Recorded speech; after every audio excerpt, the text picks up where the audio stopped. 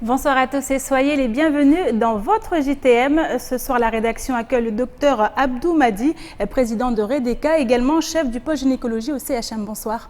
Bonsoir. Alors demain, samedi 4 février, on célébrera la journée mondiale du cancer.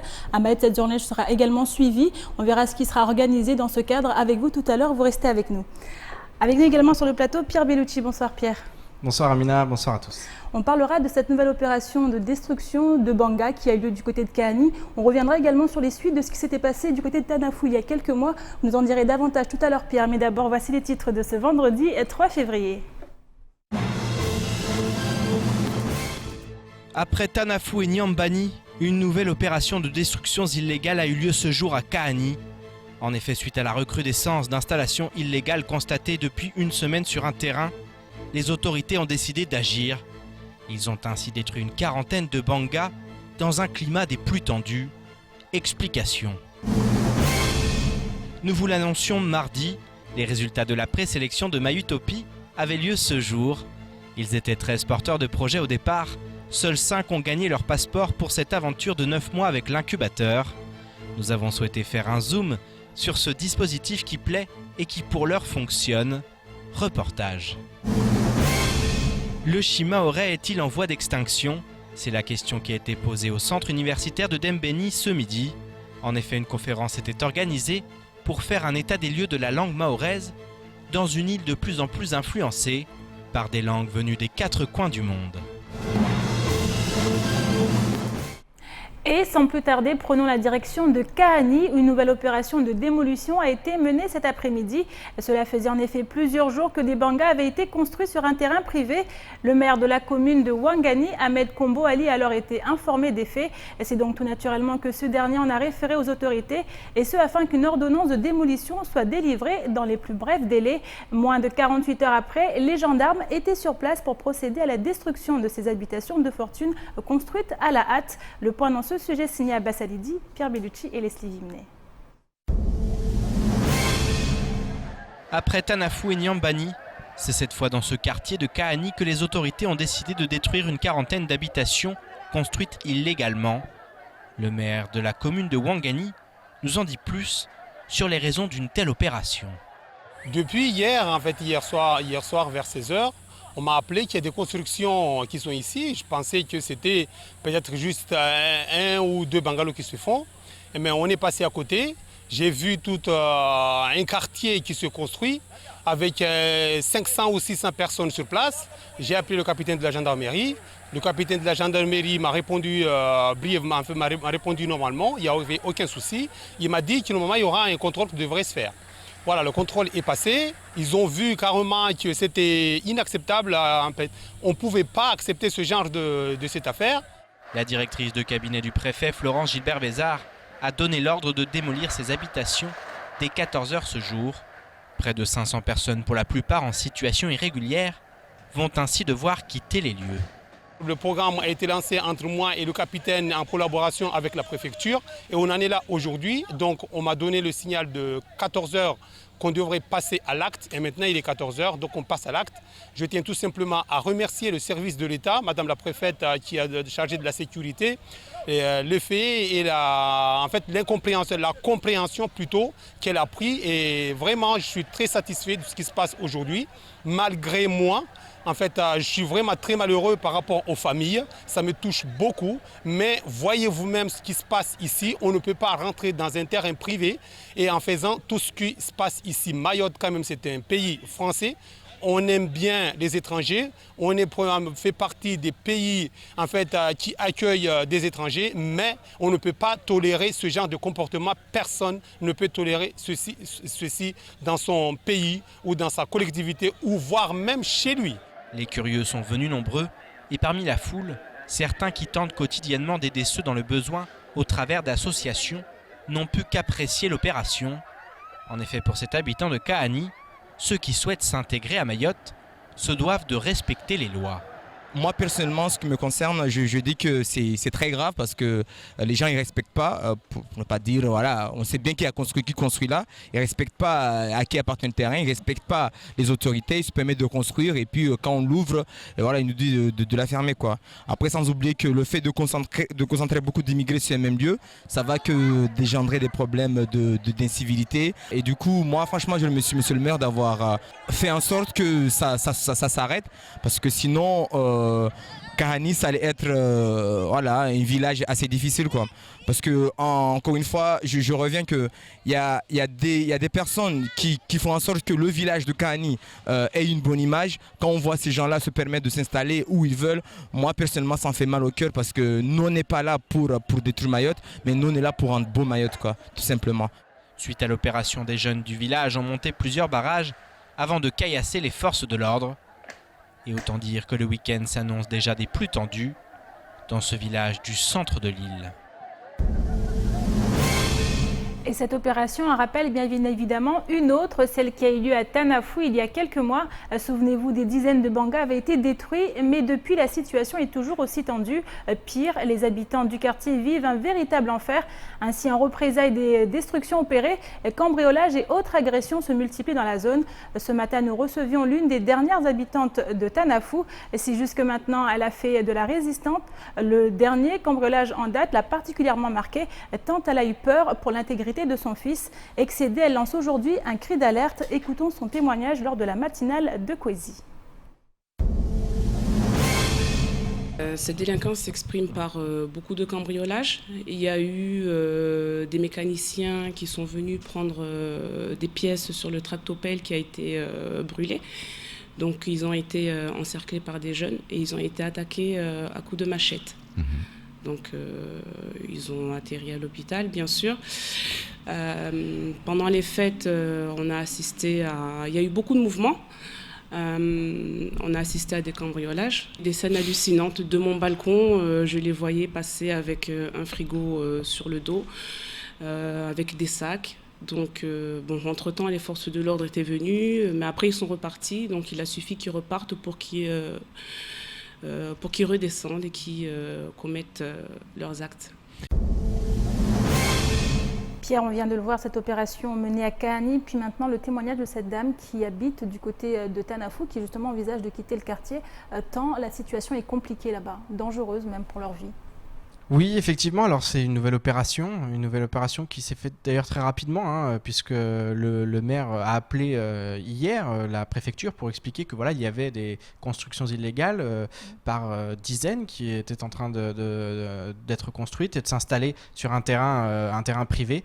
Donc il y a une intervention rapide. Maintenant, encore une fois, la problématique, elle est là et c'est pour ça que ces deux sujets sont liés. Car Tanafou, ça fait de cela plusieurs mois. Le préfet musclé qui avait été mené, musclé, on se souvient, le préfet venait d'arriver, il était sur place, on se souvient, hein, il était d'ailleurs avec des vêtements, de protection, donc c'était au mois de juin dernier. Maintenant, ça fait plusieurs mois que ça dure, donc effectivement, ces opérations, elles sont logiques puisque souvent elles font suite d'ailleurs à des décisions de justice. Maintenant, il faut pouvoir derrière assurer la sécurité des citoyens parce que c'est quand même très problématique de voir un quartier comme ça se vider parce qu'il est devenu une zone de non-droit. C'est absolument terrible et là effectivement le travail des autorités il est très très important à la fois pour protéger mais aussi pour quelque chose d'autre, c'est que les conflits communautaires qui peuvent en découler, les tensions communautaires qui en découlent souvent peuvent avoir des conséquences très graves pour le département. Donc il faut vraiment que les autorités réagissent et qu'elles arrivent à assurer la sécurité puisque là encore une fois au niveau de Kahani il y a eu beaucoup de caillassage, il y a eu des barrages qui ont été montés dans la foulée. Les forces de l'ordre sont bien entendu restées sur place mais elles ne vont pas pouvoir rester éternellement et que va-t-il en être dans quelques heures? Justement, est-ce que les habitants maintenant qui demandent à ce que ces personnes soient expulsées de leur terrain doivent craindre par la suite parce qu'on a vu ces représailles du côté de Tanafou, est-ce que c'est amené à se généraliser selon vous? Il faut espérer que non. Il faut espérer que justement les autorités réussissent à endiguer ce phénomène et que tout de suite elles reprennent du terrain, j'allais dire. Parce que voilà, c'est vrai qu'il y a une grande problématique derrière, c'est qu'il y a beaucoup de personnes qui viennent de manière irrégulière. Alors c'est pas un crime, elles sont dans l'illégalité, mais ce ne sont pas des criminels. Maintenant, ces personnes-là, elles doivent se plier aux lois aussi, et forcément, elles s'installent sur des terrains souvent de manière illégale. Donc c'est là où le bas blesse, et c'est là où effectivement il faut qu'il y ait ce premier travail pour faire respecter la loi. Et puis derrière, il faut un travail de sécurisation des zones lorsqu'il y a des opérations telles que celle-là, parce que sinon on en vient à ce que vivent aujourd'hui ceux qui sont dans la zone de Tanafou, qui sont pour la plupart d'ailleurs partis, ils ont quitté les lieux parce que c'était des cambriolages avec une violence inouïe. Alors on a vu également le rôle de ce maire du côté de Kahani, le maire de Ouangani. Est-ce qu'aujourd'hui il y a une politique qui sera menée par rapport au relogement de ces personnes expulsées ? Alors le problème, c'est qu'effectivement, déjà c'est une commune qui manque cruellement de logements. Bien entendu que non, d'ailleurs il l'a expliqué, et il a expliqué être tiraillé entre une décision qu'il se devait de prendre, puisque c'était dans l'illégalité. Les citoyens, les administrés ont fait appel à lui pour justement qu'il intervienne. Maintenant, il y a aussi forcément le côté humain, où près de 500 personnes vivaient là. Où vont-ils aller ? Et c'est pour ça qu'il risque d'y avoir des représailles, puisque ces personnes ont l'impression d'avoir été chassées de chez elles, de là où elles s'étaient installées, où elles avaient construit quelque chose. Donc effectivement, c'est toute cette problématique. Mais là encore une fois, on le répète, mais c'est aux autorités de trouver les solutions et de faire en sorte que j'allais dire, le droit s'applique et qu'il règne en maître. Merci beaucoup Pierre pour toutes ces précisions. Et c'est aujourd'hui qu'étaient dévoilés les résultats de la présélection de My Utopie, ce dispositif dont nous vous parlions mardi dernier. Ainsi, après 4 jours de formation, les 13 porteurs de projets sont passés devant un jury cet après-midi. Objectif, déterminer qui seront les 0 candidats à participer à la formation de 9 mois proposée par My Utopie. Ce matin, nous sommes allés à la rencontre des candidats en question pour en savoir plus. Davantage de précisions avec Adèle Laurent. Travail sur la création de valeurs sociales et économiques, sur la faisabilité du projet ou encore sur les ressources clés. Depuis mardi, les 13 porteurs de projets de l'incubateur suivent une formation délivrée par My Utopie et ses partenaires. Il y a eu toute une progression en fait pendant cette semaine et on a eu plein de partenaires qui sont venus, que ce soit la CRES, VGE, l'ADI, la mission locale et tous ces partenaires sont aussi des partenaires qui auront beaucoup d'importance dans la suite des projets. Parce que qu'ils soient accompagnés dans le cadre de l'incubateur ou dans d'autres formes d'accompagnement, ces partenaires seront toujours présents à leur côté et c'était très important de leur faire rencontrer très très tôt. Car l'objectif en fait qu'on a sur un incubateur, c'est de rassembler, si vous voulez, un petit peu toute la communauté qui va accompagner les projets. Et c'est quelque chose qui est vraiment déterminant pour la suite et qui leur proposera plein de pistes pour avancer. Dispositif de financement participatif, supérette diététique, gîte écologique, création d'une ligue de jeux ou encore d'un réseau international de Maoré. Les projets des 13 candidats à My Utopie sont divers et variés. Et pour Swadi Kiboura, qui a défendu cet après-midi son projet de pressing écologique et économique, les 4 jours d'incubation sont primordiaux. Les 4 jours de pré-incubation nous a vraiment nourri quant à notre projet parce que c'est un projet récent qu'on essaie de mettre en place. Donc l'accompagnement de la CCI nous a vraiment aidé là-dessus pour, encore une fois, montrer en fait l'importance de ce projet, sa réalisation. Grâce à cette pré-incubation, on s'est vraiment rendu compte qu'il est important qu'on réalise ce projet. Et certains candidats connaissent bien les structures d'accompagnement des porteurs de projets. Mais pour Saïd Nassourani, porteur d'un projet d'auto-école sociale et solidaire, My Utopie est une structure à part. On a déjà essayé avec d'autres structures d'accompagnement, mais on a constaté que My Utopie a beaucoup de collaborateurs dont les partenaires qu'on a visés aussi sont avec eux, travaillent avec eux. On a besoin d'aide, on a besoin de coups de main de plusieurs partenaires. Donc avec My Utopie, je pense que Maïutopie est la solution pour avoir accès à ces partenaires-là. Et ce n'est pas Laurent Gobert, porteur d'un projet de gîte éco-solidaire et énergétiquement autonome, qui le contredira. On a beau être des entrepreneurs depuis 10 ans à Mayotte, on a beau être présent sur le territoire, avoir une renommée sur Internet, on a toujours besoin d'avoir un soutien, un petit plus. Et aujourd'hui, avoir le soutien d'un projet innovateur de la CCI, c'est pour nous aller de l'avant. Franchement, c'est génial. Sur les 13 porteurs de projets, seuls 5 ont été sélectionnés aujourd'hui pour adhérer à l'incubateur Maïutopie. Mais pas de panique, les autres candidats ne seront pas en reste, puisqu'un accompagnement est prévu pour eux. Ces 5-là, évidemment, on les sélectionne parce que nous, l'idée, c'est pas de dire s'il y a un bon ou un mauvais projet, c'est de trouver des projets qui sont le plus adaptés au rythme de l'incubateur. Donc il y aura ces 5-là, mais après, on aura plein d'autres possibilités. Il y en a qui sont réaccompagnés dans le cadre de la CCI avec des ateliers idées. Il y en a qui seront accompagnés avec nos partenaires, donc BGE notamment dans le cadre du DLA, la CRES. Donc il y a plein de possibilités et nous, l'idée, c'est de les connecter à toutes ces possibilités-là. Créer du lien, tester son projet, le faire évoluer et le lancer, tels sont les objectifs de Maïutopie. Séances d'accompagnement, de formation, sessions de mentoring. Les 5 porteurs de projets sélectionnés ont donc gagné leur passeport pour une aventure de 9 mois afin de concrétiser leur projet pour le plus grand bien de l'île aux parfums. Bravo aux candidats sélectionnés. On continue maintenant avec la journée mondiale des zones humides qui se tiendra demain, samedi 4 février. À ce titre, les naturalistes de Mayotte et la Fédération d'associations Mayotte Nature Environnement ont décidé d'organiser une journée de découverte de la mangrove de Mayotte destinée au grand public. Plus de 10 sorties gratuites seront ainsi proposées aux 4 coins de l'île. Avant cela, un séminaire ouvert était organisé aujourd'hui au sein de l'hémicycle d'Yunus Abamana. L'occasion de débattre et d'entamer une réflexion sur la gestion et la préservation durable des mangroves à Mayotte. Un sujet signé Abbas Alidi, Pierre Bellucci et Leslie Vimney. L'îlot Lagon abrite une mangrove dense composée de 7 espèces de palétuviers. Souvent considérée comme une composante naturelle de notre environnement, elle possède en réalité de nombreuses vertus indispensables à la préservation de la biodiversité. La mangrove, d'une part, elle a un rôle donc particulier, c'est une sorte de tampon, de barrière entre la terre et entre le lagon. Donc elle va permettre de réguler tout ce qui est rejeté par l'île, hein, les sédiments, etc., les polluants, etc.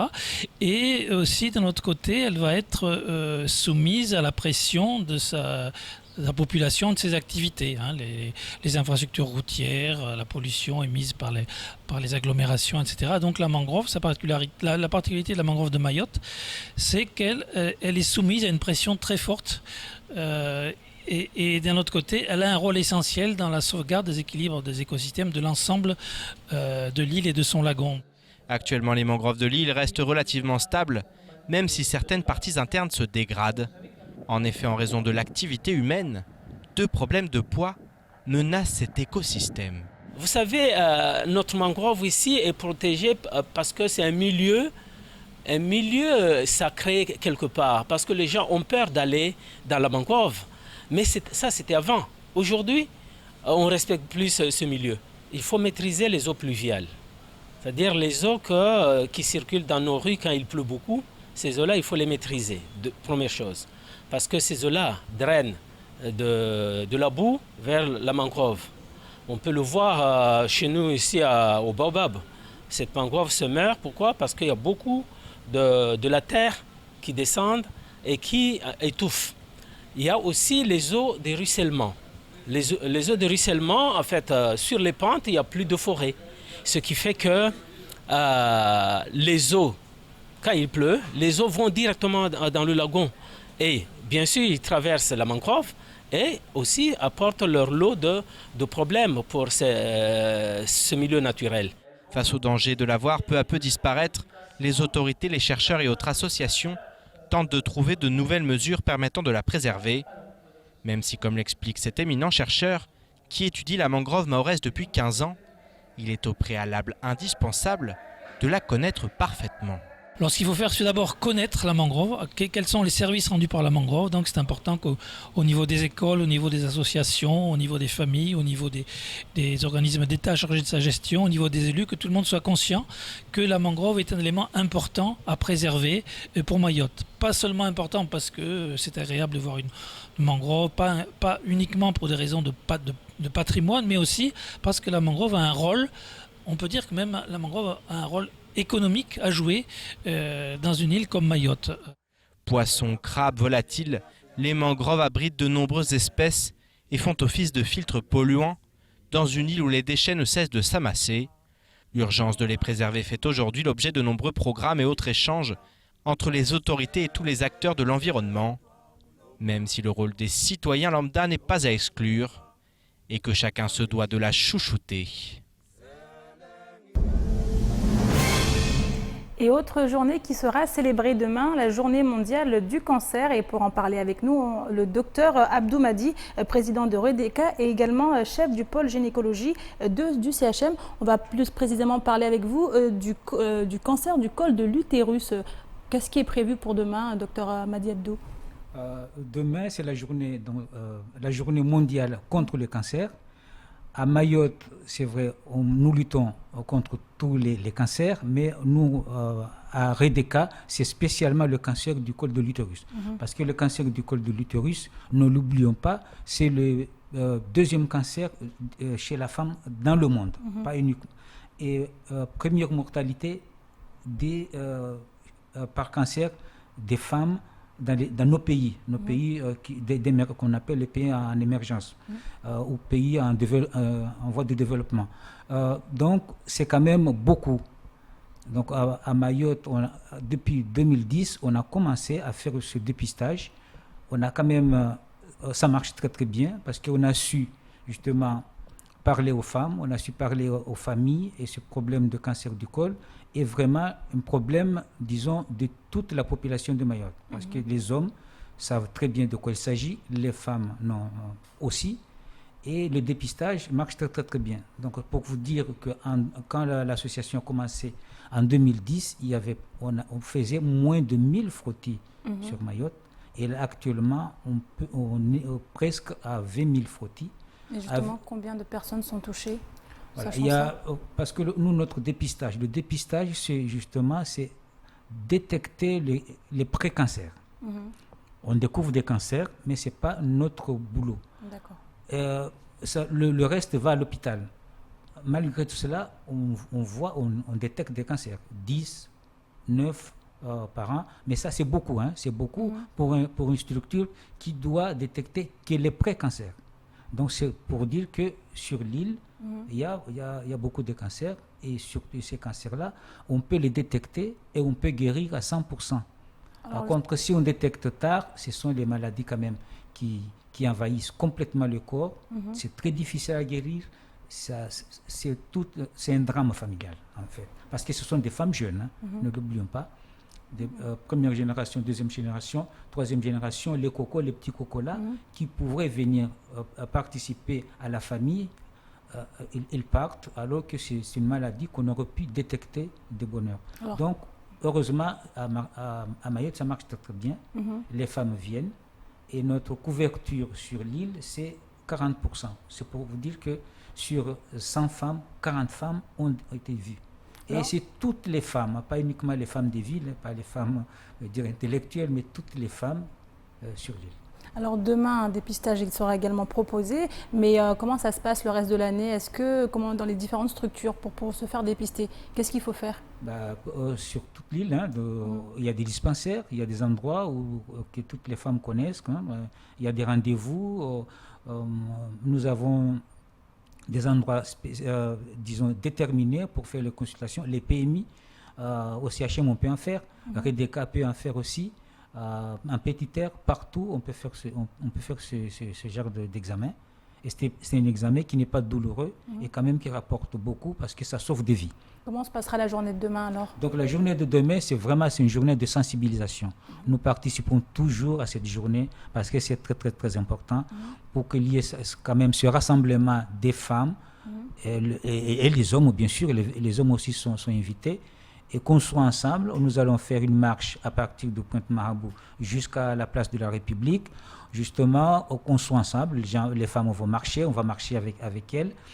Il y aura des courses, hein, donc peut-être les plus jeunes vont courir et bon, les plus âgés feront la marche. Et puis il y aura les Chigoma populaires et puis je pense qu'il y aura une photo pour tout le monde. Merci beaucoup, Dr Abdou Madi. En tout cas, rendez-vous est pris demain, samedi 4 février. Et je vous propose maintenant de faire un petit tour d'horizon du reste de l'actualité de ce vendredi 3 février. C'est tout de suite dans l'actualité en bref. Les choses ne s'arrangent pas du côté de l'intercommunalité du Nord. En effet, alors que le maire de Koungou, Hassani Bamkolo Sindou, a convoqué un conseil pour le 13 février prochain, les 3 autres maires viennent de lui répondre de façon cinglante. Par le biais d'un communiqué, ils affirment ainsi que le premier édile de Koungou n'a aucune légitimité pour convoquer des élections, le droit en revenant au maire de la commune où se trouve le siège de l'intercommunalité, à savoir Bandrabois. Par ailleurs, ils accusent Hassani Bamkolo Sindou de vouloir devenir président coûte que coûte, prétextant pour ce faire qu'en raison du nombre très important d'administrés dans sa commune, les conseillers communautaires de Koungou seront plus nombreux que ceux des 3 autres communes réunies. Des arguments réfutés en bloc par les 3 autres maires qui en appellent aujourd'hui au préfet, afin que l'intercommunalité du Nord soit dissoute au plus vite. Il y a quelques jours, le ministère de l'Intérieur publiait une étude permettant de comparer les chiffres de la délinquance commis en Outre-mer avec ceux relevés en métropole. Et si Mayotte n'a rien à envier à certains territoires, notamment aux Antilles, l'île aux lagons est néanmoins loin devant en ce qui concerne les cambriolages. En effet, avec 23,5 cambriolages commis pour 1000 habitants, contre 7 pour 1000 en métropole, Mayotte surclasse ses homologues ultramarins. Si l'on reporte ces chiffres sur un nombre de plaintes déposées en un an, cela signifie que près de 5000 cambriolages ont été commis en 2015, soit plus de 400 par mois. Le tout alors même qu'au sein du 101e département, de nombreuses victimes ne prennent pas la peine de déposer plainte. Des chiffres alarmants, mais qui n'ont finalement rien d'étonnant, lorsque l'on connaît l'ampleur du phénomène sur le département. Si la visite du ministre de l'Intérieur Bruno Le Roux semble prendre du plomb dans l'aile, Mayotte va néanmoins accueillir le président du parti Debout la France, Nicolas Dupont-Aignan. Le candidat à l'élection présidentielle sera en visite les 12 et 13 février prochains afin de présenter son programme à la population du 101e département. Celui qui ne cesse de taper sur ce qu'il nomme l'UMPS souhaite un changement radical dans la manière de faire de la politique. En ce qui concerne Mayotte, s'il n'est encore jamais venu, selon son représentant sur le territoire, il connaît parfaitement les problématiques rencontrées au sein du 101e département de France. Après Marine Le Pen, il sera donc le 2e candidat à la présidentielle à faire campagne à Mayotte. Il reste maintenant à savoir si son programme saura convaincre les électeurs. Et venons-en maintenant à cette conférence organisée cet après-midi au centre universitaire de Dembéni et dont le thème était sauvegarder et transmettre le shimaoré. Dirigé par Rastamis Pello, président de l'association Chimé, l'événement devait permettre un état des lieux de la langue mahoraise. Objectif ici, éviter la disparition d'une langue dans un département touché par la diversité linguistique. Davantage de précisions avec Sony Chamsidine, Adèle Laurent et Dina Ridaka. Comment sauvegarder et transmettre le shimaoré? La question était posée ce matin au centre universitaire de Dembéni.